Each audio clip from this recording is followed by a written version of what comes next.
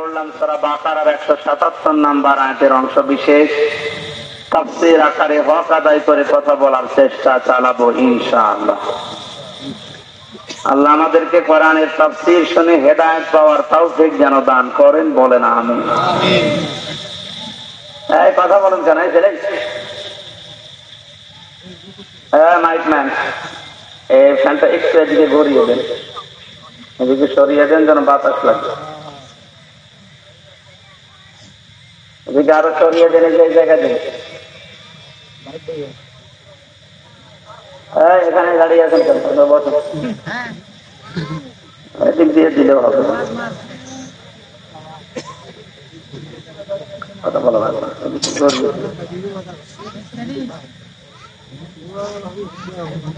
তারে বোঝে না। ঠিক আছে,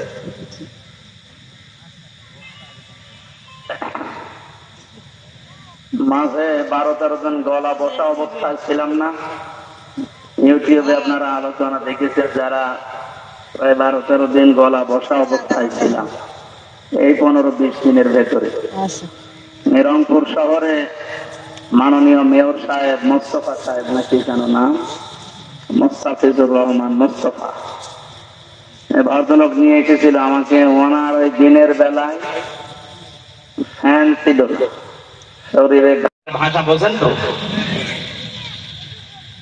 2 নম্বরে আস-সাবিরিনা আলা মা আসাবাহুম, দুনিয়াতে যাদের উপরে বিপদ আপদ আসলে যে মানুষগুলো ধৈর্য ধারণ করে।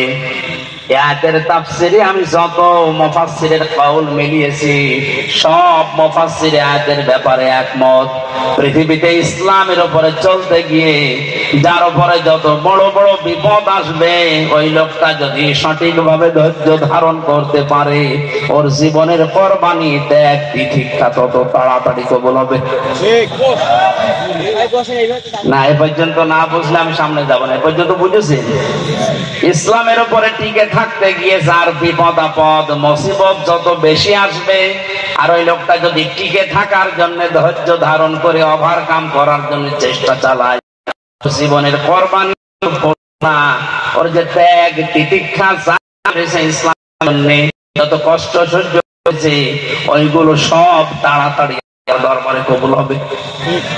এবার আপনি মিলান, আপনার হচ্ছে কিনা। আপনি কি করেছেন ইসলামের জন্য? কয়দিন কষ্ট করেছেন ইসলামের জন্য?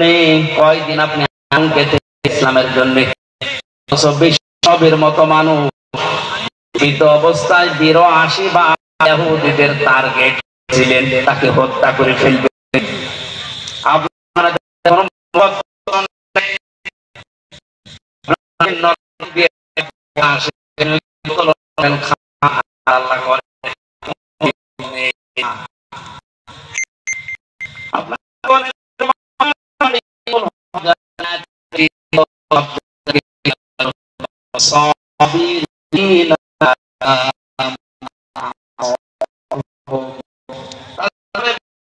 আসলে ওরা করার জন্য চালায়, হতাশ হয়ে পড়ে, হতাশ করে না।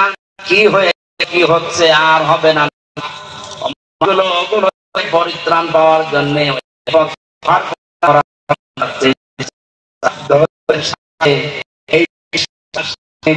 আল্লাহ তাদের সাথে অবশ্যই বারবার জানিয়েছেন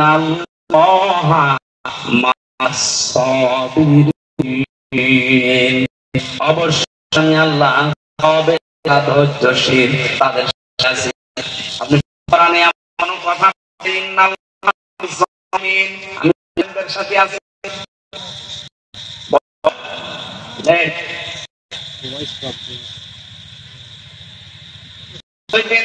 যেহেতু এই বিধানটা আমাদের এখনো পর্যন্ত চলমান চলে যাচ্ছে, আপনি একটু মিলিয়ে দেখবেন যদি কবুল। কাকু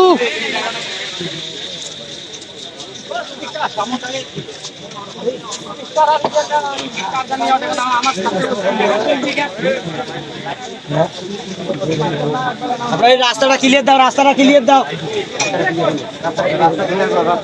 রাস্তাটা ক্লিয়ার করে দাও।